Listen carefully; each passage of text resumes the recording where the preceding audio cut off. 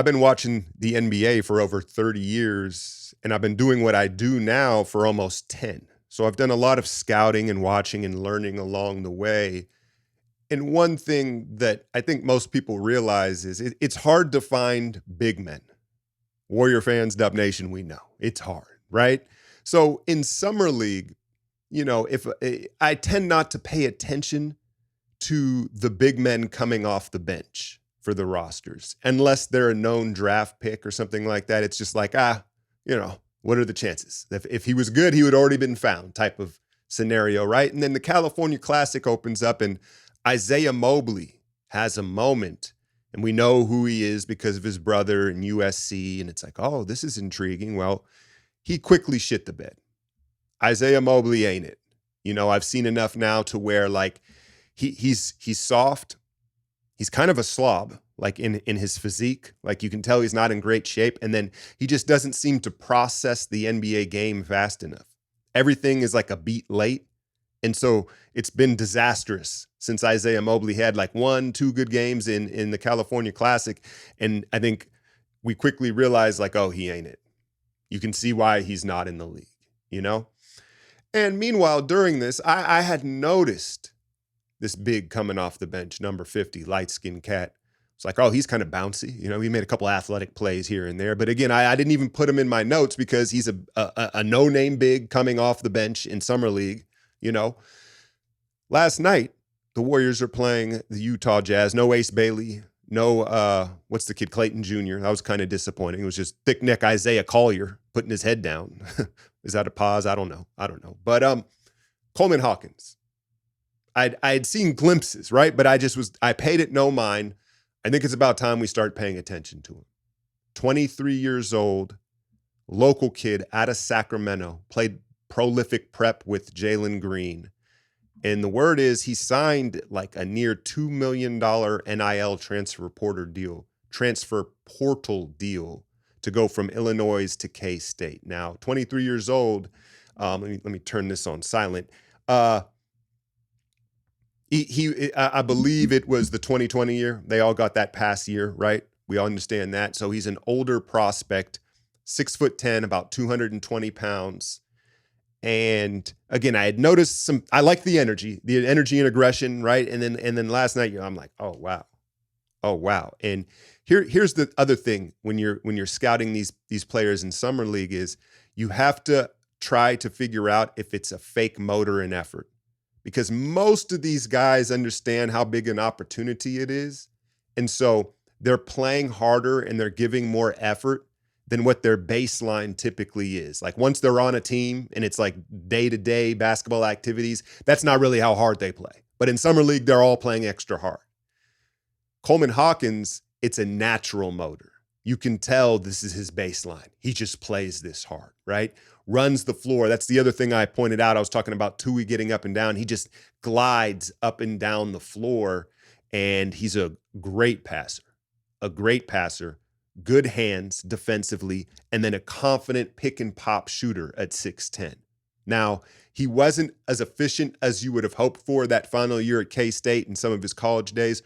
When I'm watching him again, I haven't seen a ton of him, but I would imagine in college, I think he's a little overconfident offensively, and so he might try to do a little too much, which maybe made his efficiency not quite where you want it.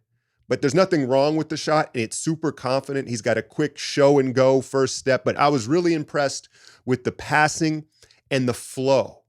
You hear Steve Kerr and the Warriors culture in the system, the flow. He plays within the Warriors flow. He has that flow of anticipation, and I'm intrigued. Again, at 6'10", I'm intrigued enough to say, give him Trace's spot right now. I'm guilty of it just like y'all. I'm a fan just like y'all, right? Where you get carried away. Like last week, it was Isaiah Mobley and then quickly realized he ain't it. But Coleman Hawkins has steadily built from California Classic to last night in this Vegas game against Utah. He just fits the bill as what the Warriors are looking for. And he seems like a much more natural, flowy athlete than Trace. About the same age. If I'm understanding, I was told Trace's contract's not guaranteed. I know he was there with the young Warriors in Vegas.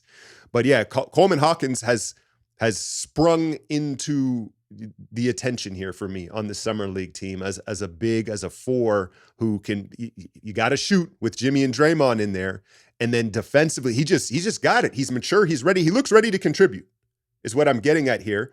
And so I'm very intrigued to see the rest of his summer league and what type of opportunity he gets. And, we're not one of the more popular summer league teams, obviously not having a lottery pick or anything like that. But then Gabe Madson. I had made a joke, I think, in the first breakdown. I was like, look at this guy. Look at this guy. He looks like someone I want to, kick it with maybe, but not necessarily hoop. Didn't look like a hooper. He's a hooper. He's a shooter. Out of Utah, another older player. I think and again, going back to the motor and effort thing, is it real from him? Because it seems real from him as well. It doesn't seem like he's faking it to make it with the defensive effort and doing the intangibles, playing with like a pods-like motor, right? But clearly he can shoot. But what I realized last night was sometimes, again, it's hard to gauge the actual size and listings of these guys. I thought he was like 6'3", 6'4"-ish.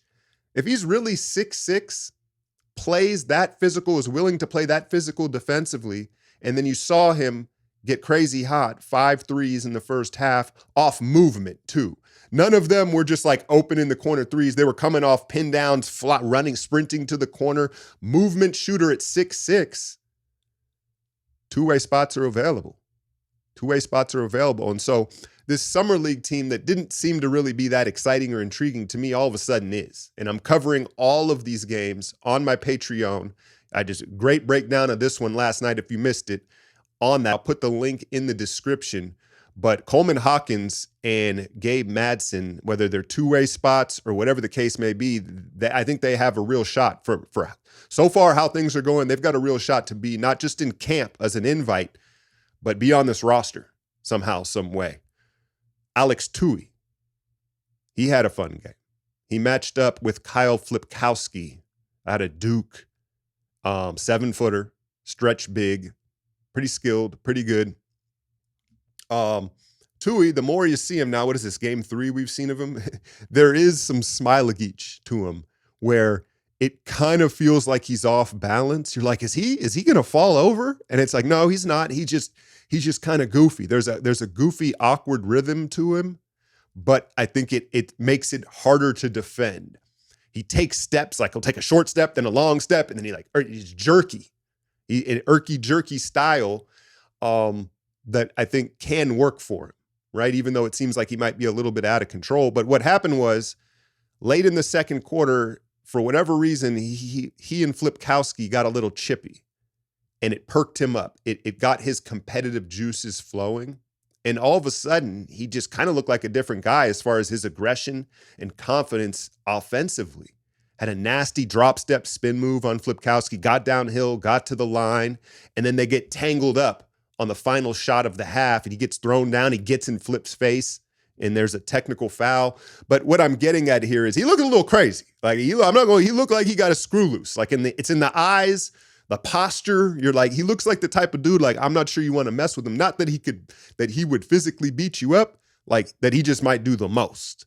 But what I'm getting at is I think what part of what they really liked about him when they took him was his edge, his competitive edge. He's chippy, he's highly competitive. And perhaps like Draymond, he needs to play irritated. He needs to find a reason to be kind of upset game to game, is because once he was irritated, he looked like, the prospect that they, I think, hoped for. And so his best outing last night against the Jazz, I think he had 13 points. So he filled the stat sheet, hit a 3.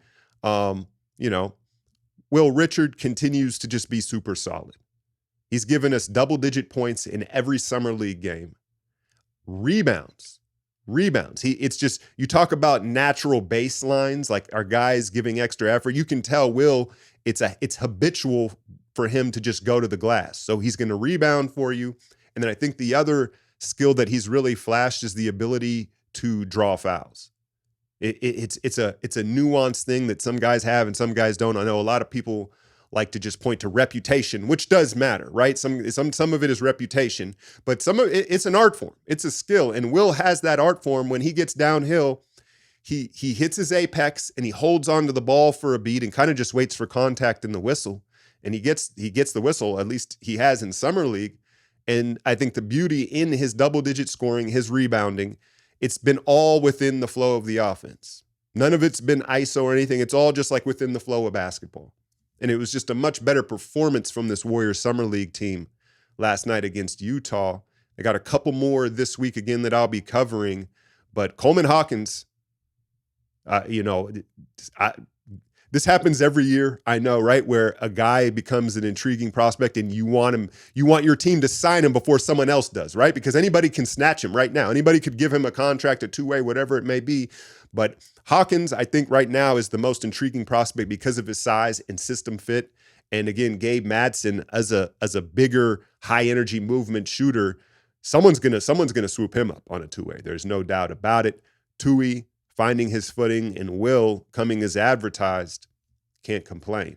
I'll be back tomorrow. We'll talk some Valkyries, Kuminga, and some other thoughts around this organization Looney interview that was really interesting. I've got some more Warrior thoughts here coming up this week, so stay tuned. And as always, hit that like, share, and subscribe. I'm out, y'all.